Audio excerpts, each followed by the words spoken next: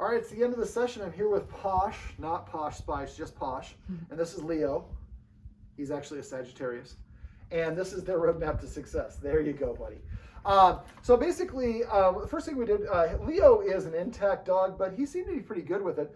Neutering him will probably help a little bit with some of his issues, but he's not super territorial. I think that the reason I was called in here is he sometimes acts aggressive to people once they're outside, when they're outside the door. Once they come inside, he's like, I don't care, I'm going to show you my belly.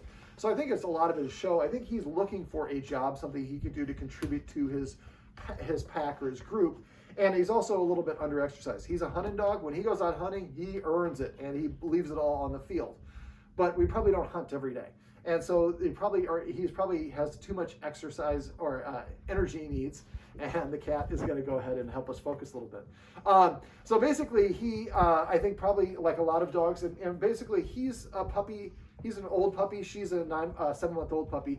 They both have a lot of energy in their labs. Labs are great dogs, but man, they are crazy energetic. Yes, when they're puppies. So we went over some creative forms of exercise. Playing tug of war is a great way to burn energy. Just if every once in a while, so tug, and have a treat like this where he's tugging on it, then hold the treat up to his nose. As soon as he lets go, say yes, put the treat in and pull it away. Let him calm down and then let him tug again. Tug of war is a great way to burn some energy. Also, now we don't go for walks because they're in the country, and so they have basically a ton of stuff to sniff. But sniffing is a great way to burn energy. And if they're only running outside, you might actually get some shredded cheese and go and leave little strips of shredded cheese in different places in your field. So that promotes the dog going out and finding them and sniffing burns a lot of energy. We also went over cookie in the corner. Cookie in the corner is basically a way of introducing scent game cue. And so the cue is the command word. So if I want to say hunt, I would show him that I have a treat and say hunt, and yes, when he gets it. Hunt, yes. Hunt, yes. So at first I throw one treat, then I throw 2 treats, 3 treats, I work up to 5 treats, and eventually I'm throwing 5 treats. I'll try to do a good example of it right here. You want to try to throw them in such a way that there's a big pattern. Hunt. So they're not all in one spot, and I'm saying yes every time he licks it up. So now we're saying hunt means there's a bunch of treats around. So you do this, you throw 1, then throw 2, then throw 3, throw 4, 5, and then when they're outside, or you let them out of the bedroom, you leave some treats here, and you say hunt and point in that direction, and he goes over there, and you say yes as he licks them up. Eventually, you can Google scent games. There's a lot of things you can do, hiding treats. I've seen people that put bait lures in dresser drawers and stuff. The dog has to go sit next to them, and so it's a great way to burn energy for dogs. Let me see. We also went over feeding out of a snuffle mat. Right now, they're free-fed. And I would like the guardians to both get 2 snuffle mats for both dogs and feed them twice a day. I'd like her to be fed if we could more often, but she's pretty old at this point as a puppy, so it's not going to be as impactful. If you have a puppy, you really want to start out feeding about 4 times a day from the time they're 8 weeks old until they're about 8 to 9 months. That way they don't have to stretch their stomach. But since she's already been doing that, let's just start feeding out of a snuffle mat. And if they go over and lick the snuffle mat and then they walk away, as soon as they walk away, take it away. And if you're feeding in a bowl, you can put the food in the bowl, and as soon as they sniff it and walk away, pick up the bowl, dump it empty, but leave the empty bowl back on the ground so they recognize the bowl's empty, the bowl's empty. Oh, there's food there, and it's a special time. So yes. Oh yes, you're going to take my nose there? You're going to give me some pets? Yes. All right, so this sort of, when he does like this, he's saying, I have a little bit of energy. Let's go out and play fetch. Let's do some scent games. Let's do some training. So there's physical exercise, like playing tug of war or playing fetch or things like that. There's mental stimulation, like sniffing to find treats, or training, or using a lick mat, or a Kong filled with peanut butter.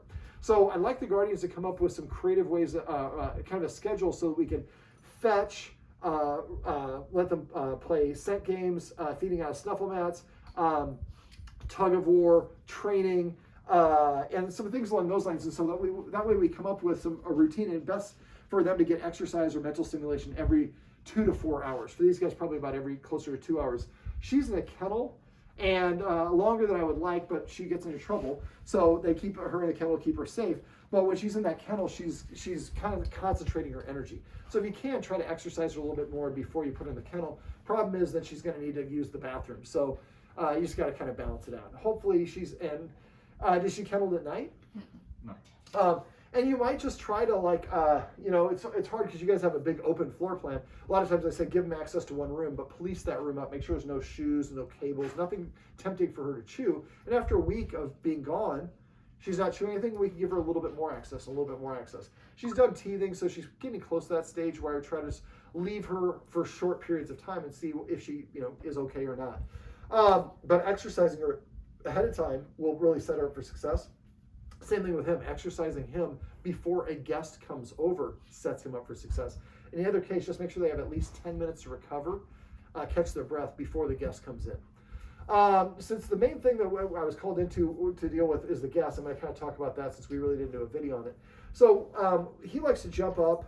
They both like to jump up. And so what I recommend the guardians do is use a version of the video. When you come home, if the dogs are excited, just walk through and don't pet them, don't talk to them, just ignore them like they're not even there. As soon as they're calm, start reaching the pet. As soon as she recognizes, starts wiggling, pull your arm back and go back to doing what you're doing. There's no chastisement, there's no correction. I'm just saying, I'm only going to interested in petting you when you're calm, and as soon as you get excited, you're invisible to me. And dogs just want attention, so it takes a lot of repetition, but eventually they're going to realize, I'm just going to stay calm, and then I get a lot more attention that way. It's just kind of something they're going to figure out. Now, we went over teaching the dogs some different tricks, hand targeting, doing the hurricane, rapid fire retreating, and things like that. So when you have guests come over, exercising the dogs first can help. Also, only having one dog at a time, they will cascade off of each other. So maybe I would have her in the kennel, and then so Leo's the only dog that's out. And then when the guest comes here, you can open the door. The guest can open the door, or you can open the door a sec. Tell Leo to sit. If Leo's right up against the door, he's pretty proximate. I would maybe have him sit over here. And I'd probably do a similar thing to what I did in the video. So have a friend come over, and on a nice day, so you don't have to be in a rush to open the door, have him come in. There's a big glass door, and go to the door. Tell Leo, first of all, what I'd probably do, I was about to do it right now, is walk over there and tell him to sit there and give him a treat. And say yes when he sits there, and then give him a treat. Careful, she's getting under the treats. Oh. And do that, and then walk away, and then come back to that same spot. And after you've done that a while, you could call it spot or place or reservation. So we're helping the dog practice going and sitting right there where they can see the door, but there's no guest at the door. So there's no reason for me to be all worked up. And yeah, go ahead. And so we're helping the dog practice the behavior first. Then what we do is when we have our guests come over, we have our guest be an actual friend. So the friend is working on it with us. Hey, it may take me 10 minutes before I can open the door. So what I would do is tell Leo to sit here and then give him a treat. Take one step towards the door, turn around, come back. If Leo stays sitting, say yes and give him another treat. Then walk back to the door, take 2 steps this time. Walk back to Leo, say yes, give him a treat. Then take 3 steps to the door, walk back. So you're going back and forth, and Leo is staying here. If he's farther away from the door, he's not going to be as excited. And he's practicing a little self-restraint. And he's being rewarded for being self-restrained because you come back and give him a treat. Eventually, when you get to the door, reach for the handle. Pull your arm back. Go all the way back to him, give him a treat. The next time, jiggle it. Similar to what I did in the kennel video. And eventually, you get to the point where you open it a little bit, close it, come back and give him a treat. Eventually, you get to the point where you open it all the way. Leo's sitting there, and you have your guest come in, and then walk to him and give him a treat right away.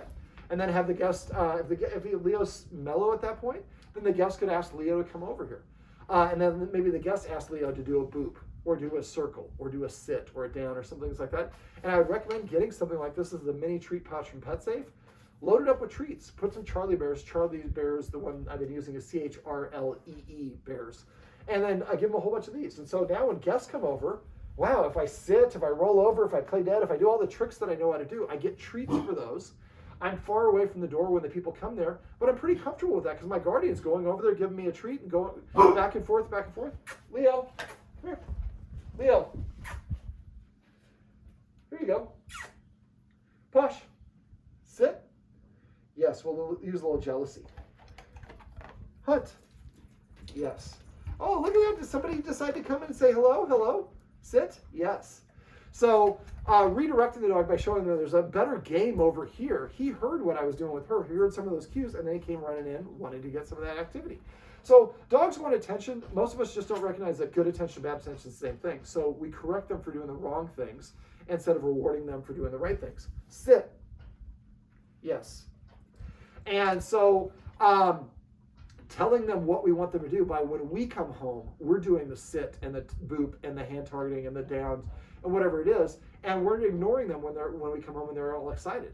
So we're teaching them and helping them practice the behavior we want. Then we have our guests come over and do that exercise I just got done describing. Eventually, you'll be able to go over and open the door, tell Leo to place. He sits right there, and you don't have to walk back and forth. You just walk over the door, open the door, invite your guests to come in, go back to him, give a treat, then hand your guests the treat pouch, and then have them walk around and Leo sit. Yes, and then he gives them a treat and they take a couple more steps. So instead of Leo jumping up on him, he's like, what do you want for me to do now? Because I want to get as many of those treats out of your pouch as possible. And then maybe put him in a bedroom and have her come out and practice the same thing. Then eventually you can have them practice it together. But the idea is we're giving them replacement behaviors. Now, exercise is really important. We also talked about rules and structure. Dogs really don't have any rules, and I think that's part of the reason why they think they need to be guard dogs or at least alerting dogs. Yes. And so I talked about not allowing them in the kitchen when we're preparing food, not around humans when the humans are eating, and having them wait for permission to eat their food. There's something called the bucket game. I can share a video with you guys how to do that. Yes. But looking for ways to help them practice a little self-constraint. I can't exit the kennel like we did in the video above until I get permission to do that. I can't go out the door. I have to sit before they'll open the door. I have to sit, bring the ball back and sit, and then wait for them to pick it up before they'll throw it again in a game of fetch. So we're going to look for ways to incorporate little pre-macs. That pre-mac means that they have to do something that we want first to get what they want. You want me to throw the ball, you've got to sit first. You want to go out the door, you have to sit first. You want to get on the couch, you got to lay down. Whatever it is. After a while, the dogs will start sitting and sitting down to prepay. They both are already doing that. Yes, I will tell them that you want more bully sticks. All right. So we also talked about petting with a purpose and passive training. Petting with a purpose is if you want to pet the dogs, you're going to tell them to sit, like I told you. And if they don't sit after the first time you say it, then you show them you got other things going on. You play hard to get. Sit. Yes. If they do sit, you're going to pet under the chin, on the chest, or on the shoulders. Pet as much or as little as you want. If they go away and they come back and sit again, or you do it again 2 or 3 times, they're saying I'm bored. So give them something to do. Get a Kong filled with peanut butter. Give them a bully stick, or take them out for a game of fetch or something along those lines. So basically, we're also going to use the watchword of paycheck. Paycheck means I suspect you forgot to pet with a purpose. So if somebody comes in right now and sees I'm petting him, he's standing, they say paycheck, I stop sitting, I say sit. Yes. Thank you. Actually, I did ask him to sit, and he stood up when you flushed the toilet. But thanks for reminding me. I do forget to pet without a purpose. That's exactly how that works. So it's not a gotcha. We're going to forget to pet him with a purpose. So if he wants you, if he's demanding attention, or if we want to pet him, we tell him to sit or lay down. Don't tell him to shake. And then we're also going to practice that capturing the other side of that.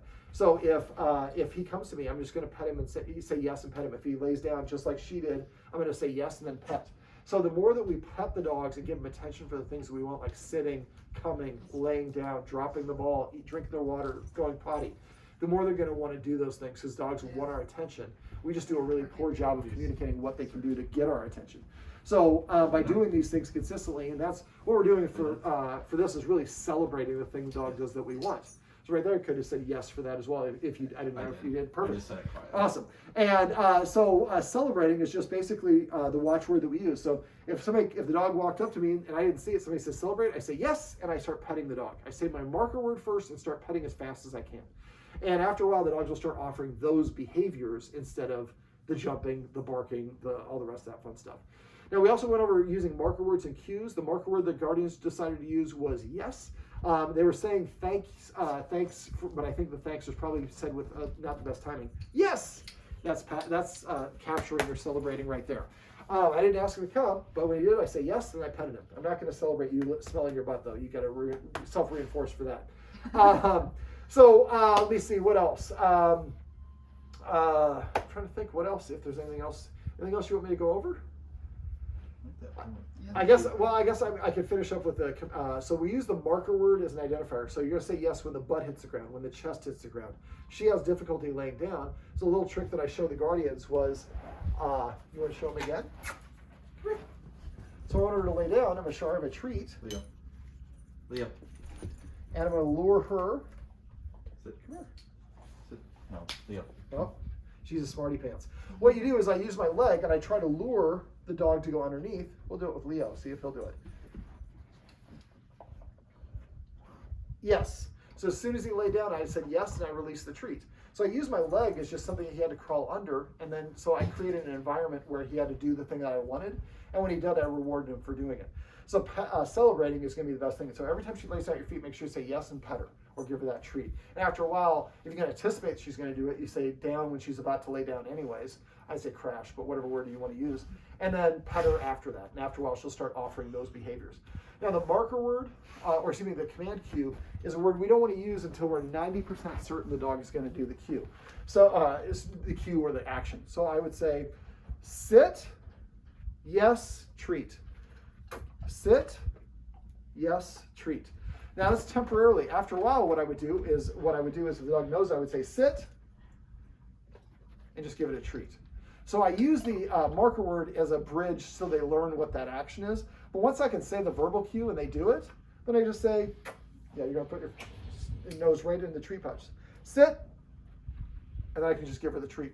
Nothing wrong with saying the marker word and the command cue at the same time. Well, in the same occurrence, you wouldn't say it at the same time. You would say sit to tell the dog what to do. When the butt hits the ground, you would say yes, then you would give it the treat or the reward to reward it for doing that. But eventually, like I said, we would drop the marker word. Now, if you have any questions, please let me know. Text me, best way to reach me. But again, don't misinterpret if they are nudging you or pawing you multiple times in a row as their way of saying, I'm bored, man, let's do something. Take them out for a quick game of fetch. Otherwise, you're going to deal with this for half an hour over and over again. Just better to take them out, play fetch for 5 minutes, come back in, and then they're going to be pooped. Get a long arm chucker so you can chuck it further, and get a whistler, WHISTLER, I believe. It's a glow-in-the-dark ball that whistles when you throw it. And so I put it up here and charge it up with a light, and we can play fetch late at night. These guys get the zoomies around 8:30 at night. Dogs have energy bursts at sunrise and sunset. Just getting that energy out of there. So if you know at 9 o'clock it's coming, at 8:30 take them out for a quick game of fetch. When the zoomie time comes around, they're already pooped, so because you already took care of their needs. All right. Yes. Are you guys trying to ask me for something? You might want to also check with their vet. Just with her, he doesn't appear to have it, and if I would imagine that if she has it, he would have it. There's a mite that actually likes to eat the soft fur right around the lining of their eyes, and it looks like they kind of have a little bit of raccoon eyes. It looks a little bit like what she has, but since he doesn't have it at all, I don't think that yes. I don't think they have it, but you might want to check with your vet just to make sure. All right, well, this is Leo, handsome fella, and this is Posh. It's right here, sweetheart. We're just getting you to say hello to the camera. There we go. And I don't know what you just put in my hand, but this is the roadmap to success. Remember, everything you do trains a dog, only sometimes you mean it.